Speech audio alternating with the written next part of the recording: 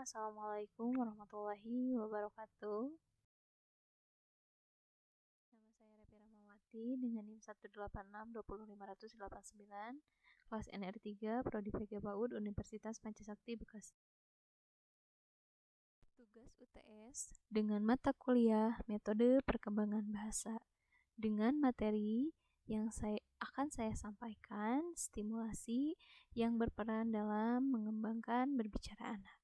Dengan dosen pengampu Bunda Ajeng Prendaning Tias Eshum MPD.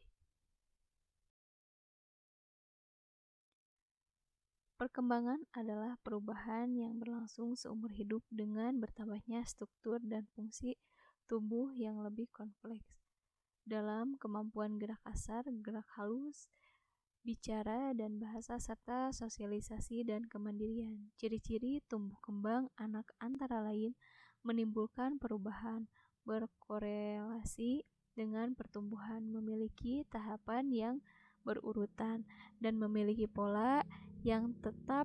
Perkembangan berbicara dan menulis merupakan proses yang menggunakan bahasa ekspresif dalam membentuk makna. Perkembangan berbicara pada masa awal seorang anak adalah bergumam dan menggumam. Menurut Gison, bahwa perkembangan berbicara terkadang individu dapat menyesuaikan dengan keinginannya sendiri. Hal ini tidak sama dengan menulis. Yang pertama, tahap perkembangan bahasa lisan anak secara umum. Perkembangan bahasa dibagi menjadi dua periode besar, yaitu periode pralinguistik 0-1 tahun dan linguistik 1-5 tahun. Dari periode linguistik, inilah keinginan anak untuk mengucap kata pertama dimulai, yang merupakan waktu yang paling menakjubkan bagi orang tua. Periode linguistik dibagi menjadi 3 fase besar, yaitu fase 1 kata atau whole phrase. Yang kedua, fase lebih dari 1 kata. Yang ketiga, fase ketiga adalah fase diferensiasi. Menurut Vygotsky, menjelaskan bahwa ada 3 tahap perkembangan bicara pada anak yang erat kaitannya dengan perkembangan berpikir anak, yaitu tahap eksternal.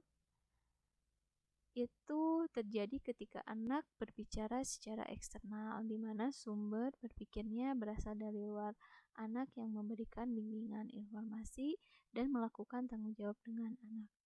Yang kedua, tahap egosentris, artinya di mana anak berbicara menurut cara berpikirnya dan dari pola bicara orang dewasa. Yang ketiga, tahap internal, yaitu di mana dalam proses berpikir anak telah memiliki apresiasi terhadap kemampuan bicara secara utuh.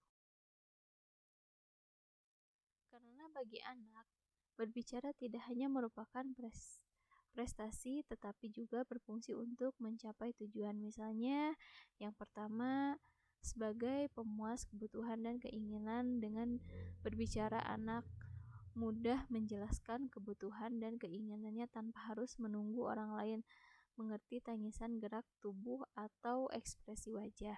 Yang kedua, sebagai alat untuk menarik perhatian orang lain.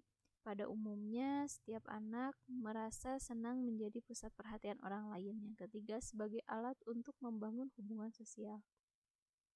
Yang keempat, sebagai alat evaluasi diri. Yang kelima, mampu mempengaruhi pikiran dan perasaan orang lain. Yang keenam, untuk mempengaruhi perilaku orang lain. Faktor IAF yang mempengaruhi perkembangan bahasa. Mengenal bahasa sejak dini diperlukan untuk memperoleh kemampuan berbahasa yang baik. Dalam bukunya Psikologi Perkembangan Anak dan Remaja, Samsul Yusuf mengatakan bahwa perkembangan bahasa dipengaruhi oleh 5 faktor, yaitu faktor kesehatan, kecerdasan, status sosial ekonomi, jenis kelamin, dan hubungan keluarga. Secara rinci dapat Identifikasi beberapa faktor yang mempengaruhi perkembangan bahasa, yaitu kognisi, proses memperoleh pengetahuan, pola komunikasi dalam keluarga, jumlah anak atau jumlah keluarga, posisi urut kelahiran, bilingualisme, penggunaan dua bahasa.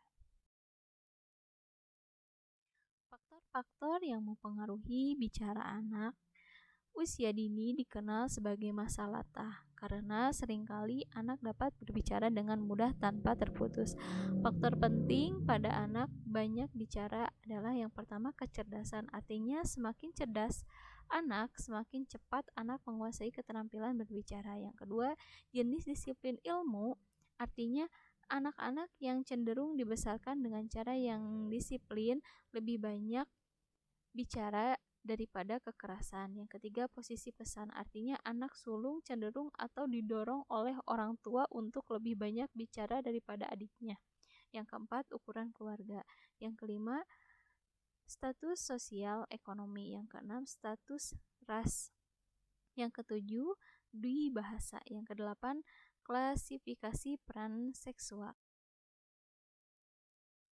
Yang kedua, keterlambatan dan bahaya gangguan dalam perkembangan bicara pada anak. Gangguan atau bahaya perkembangan bicara pada anak adalah yang pertama, kelemahan dalam berbicara speaking kosakata. Yang kedua, lambat mengembangkan bahasa atau berbicara. Yang ketiga, sering berbicara tidak teratur. Yang keempat, tidak konsentrasi dalam menerima kata bahasa dari orang tua atau guru. Kesalahan umum dalam pengucapan bahasa berbicara pada anak adalah yang pertama, menghilangkan satu suku kata lebih biasanya terletak di tengah, misalnya butterfly sedangkan butterfly. Yang kedua, ganti huruf atau suku kata seperti story sedangkan dolly, executive sedangkan handkerchief. Hilangkan huruf mati yang sulit diucapkan anak, misalnya Z, W, S, D, dan G. Yang keempat, huruf hidup terutama O paling sulit diucapkan anak. Yang kelima, singkatan kombinasi huruf mati yang sulit diucapkan anak, misalnya ST, SK, DR, FL, STF. Cara merangsang anak agar cepat berbicara efektif. Yang pertama, ajak anak bernyanyi.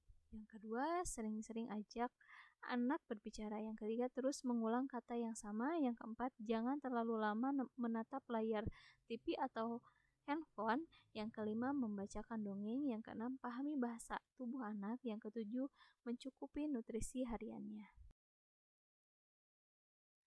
Jadi kesimpulannya, perkembangan bahasa dibagi menjadi dua periode besar, yaitu periode pralinguistik 0-1 tahun dan linguistik 1-5 tahun. Faktor yang mempengaruhi bicara anak usia dini dikenal sebagai masa latah karena seringkali anak dapat berbicara dengan mudah tanpa terputus. Perkembangan bicara anak tergantung pada pertumbuhan bicara atau pernapasan bicara anak. Dalam pembelajaran berbicara pada anak usia dini, orang tua memegang peran yang sangat penting karena tanpa bantuan orang tua, anak tidak akan dapat berbicara. Adapun tujuan-tujuan perkembangan bicara anak untuk melatih mengucap kosakata, misalnya mam, artinya di sini anak mengatakan makan. Akibat dari dampak keterlambatan bicara disorder, anak mempengaruhi oleh lingkungan tempat tinggal anak dan kurangnya pola asuh dari orang tua untuk mengajarkan anak berbicara. Sekian materi yang bisa saya sampaikan. Terima kasih, semoga bermanfaat. Wassalamualaikum warahmatullahi wabarakatuh.